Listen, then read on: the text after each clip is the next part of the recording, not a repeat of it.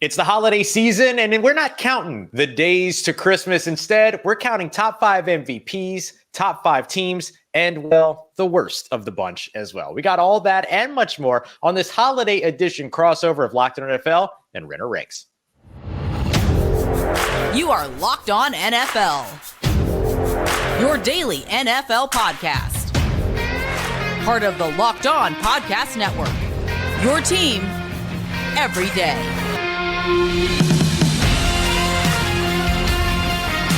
What's going on, everybody, and welcome into this holiday special edition of the Renner Ranks podcast and the Locked On NFL podcast, your daily podcast breaking down all the biggest stories from around the National Football League, and of course, your fantastic daily rankings podcast covering the NFL as well. We are your hosts today, Mike Renner at Mike Renner _ on Twitter or whatever social media you're using these days, as well as, of course, host of the Renner Ranks podcast, myself, Ross Jackson at Ross Jackson Nolo on your favorite social media. One of the NFL experts here on the Locked On Podcast Network. We appreciate you very much for being an everydayer and for making Renner Ranks, Locked On NFL, and all of our Locked On NFL shows your first listen of the day every day. We appreciate you very much for being here with us to bring in the holiday season.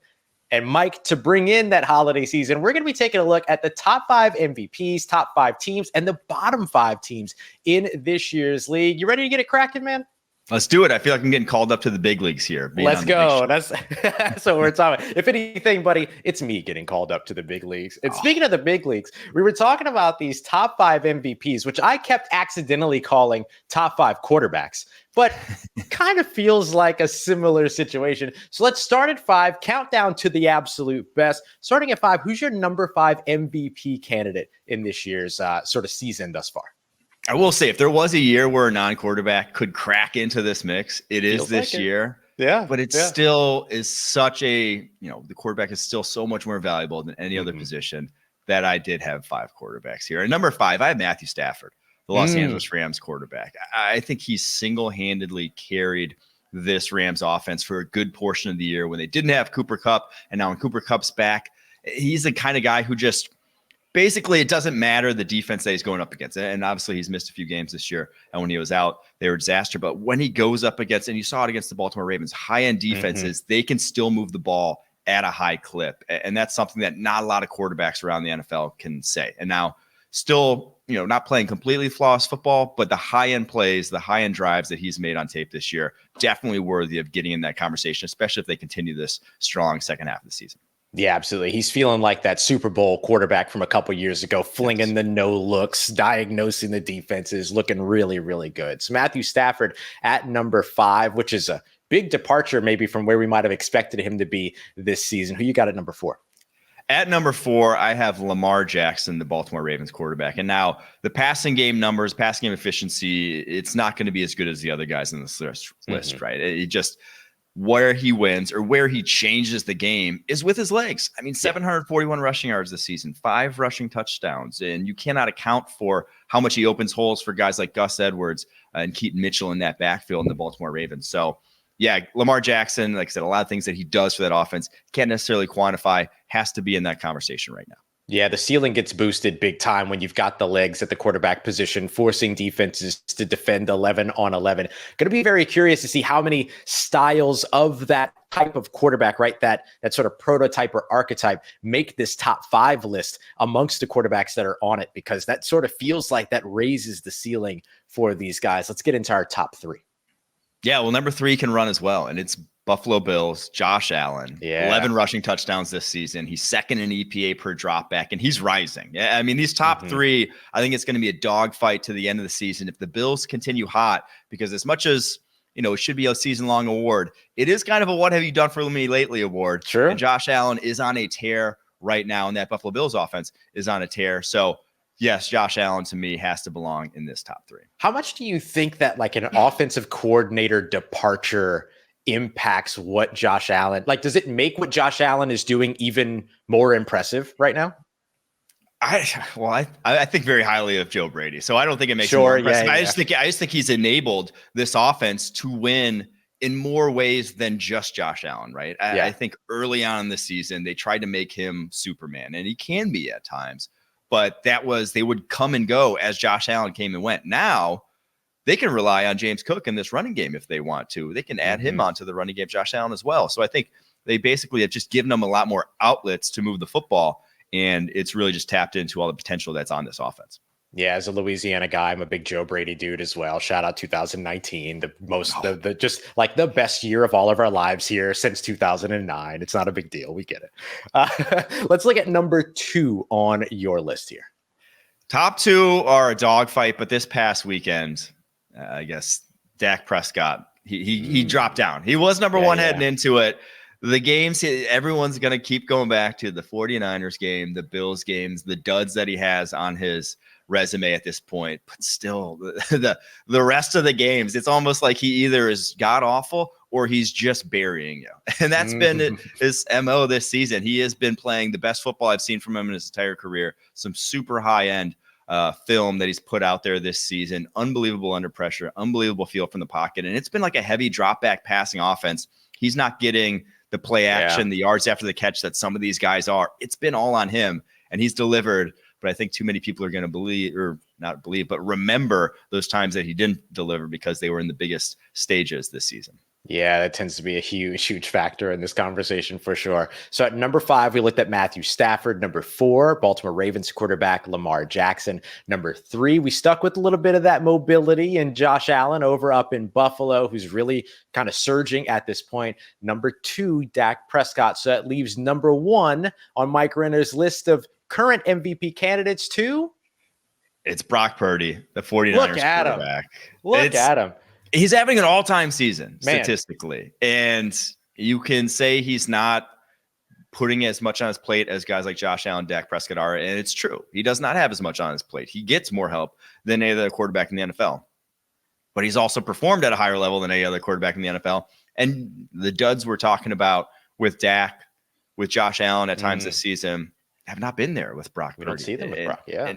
And truly, like, for as much as he gets hated on, his processing and his accuracy underneath and his decision-making has been lights out. Like, he facilitates that offense. There's a reason why Jimmy G didn't get to this level. Matt Ryan didn't even get to this level in Atlanta when they had comparable talent around them. It's because Brock Purdy is exceptional in that regard still. So he deserves number 1 as of now, but we still got a few weeks left here, Ross. We still got some time to make up our minds on this award here. Boy, but what a story that would be from Mr. Irrelevant to MVP.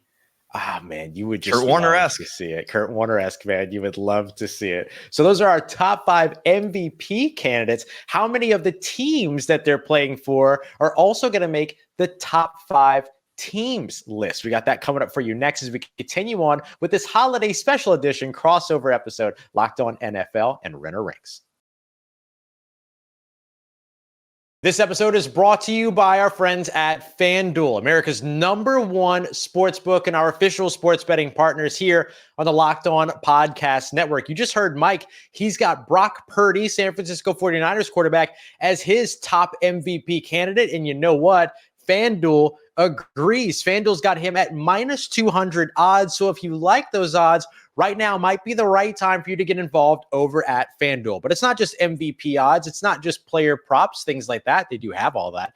But you're also going to be able to take a look at all the spreads across the NFL and other leagues as well. And if you're new to FanDuel, that's exactly where you want to get started, because as a new customer, you're going to get $150 in bonus bets if you get any $5 money line bet correct. All you got to do is pick a team, and if that team wins with your $5 money line bet, boom, $150 coming your way. So go and check them out today, FanDuel.com/lockedon to get started. FanDuel, official partner of the NFL. All right, Mike, we're back at it here. Our special crossover edition here, getting you ready for the holidays. We counted down our list of top 5 quarterbacks: Matthew Stafford, Lamar Jackson, Josh Allen, Dak Prescott, and then, of course, number 1, the man himself, Brock Purdy. We said that with our chest, too. I absolutely love it. So let's take a look now at the top 5 teams in the NFL as we kind of near the holiday season here. So again, let's start at 5, count back down to 1, the number 5 team for you right now in the NFL. I have to go with the Miami Dolphins here. Maybe it's a little low on them considering they were the 1 seed until this past weekend in the AFC, but they're a team that just no one wants to face. I think the big thing for them, though, will be home field advantage because Tua having to go on the road in January into an environment like Baltimore, into an environment like Buffalo, I don't think that ends well for him, right? I don't think bad weather games are made for Tua and that arm, even with the weapons they have on the outside. But if they can play in Miami, if they're at home in the warm weather, that offense can light it up on anybody. And what they have is a strong running game as well. I think that gets lost in this. The fact that Raheem Mostert's first in rushing yards over expectation this year, and that offense can move the ball well on the ground, even if Tua isn't playing at his best. So I worry about the defense side of the ball a little bit. They've struggled at times this season, but that offense is still explosive enough to warrant top 5 selection here. Yeah, what an incredible job head coach Mike McDaniel has done there so quickly. You see him taking accountability for games that they lose, motivating the team to a 30-0 win against a great defense in New York. I mean, you can just kind of feel the excitement there. And if you're an everydayer over at Locked On Dolphins, I know you're feeling the excitement from Kyle Krabs, who is absolutely pumped up about this Miami Dolphins season. They were my dark horse, not to brag, but they were my Super Bowl dark horse. So let's see if maybe home field advantage will carry them to some good fruition when it comes to that. All right, so Miami Dolphins at number 5, who just ahead of them at number 4 sits there. I have the Dallas Cowboys now at number 4. And truthfully, until this past week, and I had them at number 2. I thought this team is built to win come playoff time as well. They have probably the strongest combination of offensive line and defensive line in the NFL. I think they've surpassed the Eagles even in that regard and how dominant they are at the lines of scrimmage. But you still see those flaws in run defense. I still worry about them in that regard. And then you can't ignore the Dak Prescott dud games. And so that's why I dropped them down to here. But this team is as complete as it gets in the NFL. Very few weaknesses on this roster. Any of these top 5 teams can win it all. They are as dangerous at their peak as anyone else in the NFL. Yeah, and let's see if they can break that playoff curse too that they've been dealing with a little bit later. That's another whole other conversation though when it comes down to those playoffs. Let's see them get there and let's see what happens with them there. All right, so Dallas Cowboys at number 4. Who you got at number 3? Maybe controversial here, but it's a team that just handed their butts to the Dallas Cowboys. It is the Buffalo Bills, the high end of this team. I still say that this is the most talent they've had offensively of this sort of new Josh Allen era, right? Yeah. Where you have James Cook, a dynamic running back who can catch passes out of the backfield. You now have a legitimate number 2 in that offense, and it's not Gabe Davis. It's Dalton Kincaid and what he can do moving the change, being a reliable guy for Josh Allen to go to on key third downs. Those are things that they just never had in the past. And so I just think that this Bills offense isn't going to go into the lulls we saw come, past playoff times. And I think they can put up points on anybody, as we saw against the Dallas Cowboys. They have multiple ways to win. So I know they started off slow, but I think this team is very, very dangerous in the AFC playoffs right now. Yeah, that's a big-time defense that they ended up competing with, and not only competing with, but beating, navigating, getting all that done. So I believe in the hype when it comes to Buffalo, and we've seen it before. All right, so over the course of the past few years, we've seen the Kansas City Chiefs sitting atop the NFL at number 1. I'm curious if they potentially land at your number 2 or if another team sits there. Who you got at number 2? I do not have the Kansas City Chiefs in my top 5 right now. Maybe call it overreaction, but I am worried about that offense, that offensive line, those offensive tackles. And I just think that defense has played above expectation for this season. I expect a little bit of a regression from them. Whereas this Baltimore Ravens team, who I have at number 2, I do not expect regression. They are too talented on that side of the ball. They are the best defense in the NFL right now, in my opinion. They can suffocate you in a number of different ways, and there's really no answer for them because they throw so much at you. There's no solving it because every week is a different look that they're showing the opponent. So super dangerous on that side of the ball. And then the Ravens, Lamar Jackson, we just talked about them, the MVP candidates. You don't want to go up against him, right? He's going to be a headache for you all game long because all it takes is one crease and he's off to the races, or he's beating you with his arm down the football field. And so you got to bring your hard hat and lunch pail to beat the Baltimore Ravens any given week. Man, it really feels like we've just turned a page in the NFL, not having the Kansas City Chiefs in the top 5. And we didn't even have Patrick Mahomes in the MVP conversation either, which, by the way, I think is deserved. I don't think these things are unwarranted, but just feels different, the NFL, all of a sudden. So just to recap, from 5 back to 2, we got the Miami Dolphins, we got the Dallas Cowboys, Buffalo Bills, Baltimore Ravens. I think I know who's wearing the crown, but who's got the crown here at number 1? It is the San Francisco 49ers. Yeah. And so that means Super Bowl from last year, no Eagles, no Chiefs in my top 5 right now. They're just not playing up to snuff, right? They truly don't look like top 5 teams at the moment. And that's what we have to base it on. We can't go off of past history, even though those are talented rosters. This 49ers team right now looks like an absolute house. I mean, at full strength. Oh, man. And obviously, with some of the injury histories of people on that roster, that's a knock on wood sort of thing to say at full strength with the 49ers. But at full strength, they're a steamroller, man. They have been blowing teams out. That offense just has your head spinning as a defensive coordinator. It's like, okay, we take away Christian McCaffrey. Then they throw screens to Deebo Samuel. Okay, we took away Deebo Samuel and Christian McCaffrey. Brandon Ayuk, you can't cover him one-on-one. So what do you do about him? Well, now we got a guy who can cover Brandon Ayuk one-on-one. George Kittle sprinting down the field for 60 yards on you. You just have no options. If you're a defensive coordinator, take away one thing, they beat you somewhere else. And oh, by the way, we had the best play caller in the NFL doing it to get to all those guys. Yeah.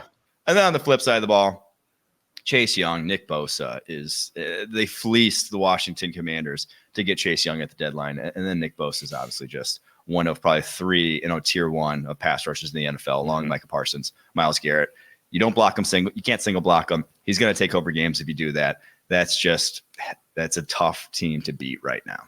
Yeah, I mean, that's undeniably the best team in the NFL. I'll borrow an anecdote that Brian Peacock and Eric Crocker said over at Locked On 49ers not too long ago. This is a team that's got a wide receiver playing running back, a running back playing wide receiver, a wide receiver playing tight end, and a tight end playing wide receiver because Juwan Jennings is out here pancaking guys, right? It's just, and then you have the best play caller in the NFL, as you mentioned, on the offensive side, putting it all together with a fantastic defense. It's as complete a team as you're going to find in the NFL, led by, right now, as we were just discussing, the MVP front runner at quarterback. How much better does it get? I'll tell you what, it can get a lot worse. That's for sure. And that's what we're going to be looking at next. We've been positive this entire episode so far, Mike. Let's dig our heels in and get a little negative here before the holiday season. We're going to play a little Grinch and give you our bottom 5 teams in the NFL as we continue on with this holiday special edition Locked On NFL Renner Ranks podcast. Here as a part of Locked On Podcast Network, your team every day. This episode is brought to you by our friends at Game Time. Maybe you're a fan of one of those top 5 NFL teams we just talked about. Heck, maybe you're a fan of one of the bottom 5 teams we're about to talk about. It doesn't matter. They're your favorite team. You should go and see them play without having to break the bank to get it done and without having to do weeks of arduous planning as well. Game Time's got deals all the way down to an hour after the events start, whether that's NFL, NBA, MLB, not even sports. You've got theater, you've got music, you've got concerts. There's so many other things for you to choose from as well. And you can even see the view from your seat before you buy the tickets. It doesn't get any better than Game Time. Download the Game Time app today, create an account, and use the promo code LOCKEDONNFL for $20 off of your first purchase. Terms apply. Create an account and use that promo code LOCKEDONNFL for $20 off. Download Game Time today. Last minute tickets, lowest price guaranteed. All right, everybody, wrapping up this holiday edition of Locked On NFL and the Renner Ranks podcast. Make sure you're checking them both out. You can subscribe and follow for free on YouTube or wherever you get your podcast. And of course, we've got your favorite local NFL shows covered here across the network as well. Just search wherever you get your podcast. All right, Mike, we've been very nice. We've been very positive, right? Time to step over to the naughty side of the naughty and nice list. Who are the bottom 5 teams in the NFL? Let's start with the 5th worst, or what would that be? Number 28 in the NFL, if I do the quick math? Yep.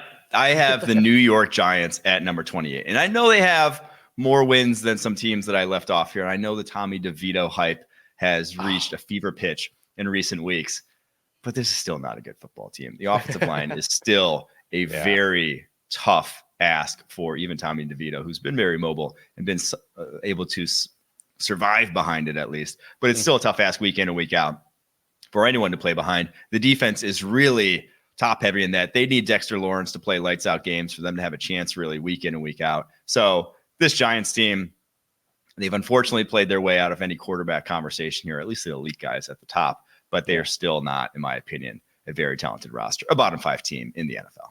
Yeah, that New York Giants team I got to see play live when they came to my home city of New Orleans to play against the Saints, and left a lot to be desired, even with all the hype, right? They were riding the 3-game win streak. There was a lot going on there, and then just kind of fell flat on their faces. I think play calling is a big issue there too. I don't know that they know how to use the talent that they have consistently enough for them to even build off of anything at this point. But it's going to be an interesting conversation come the offseason, the changes that could potentially happen there. And hey, that's what happens when you're a bottom 5 team in the NFL. Let's move another spot down. Let's go to number 29.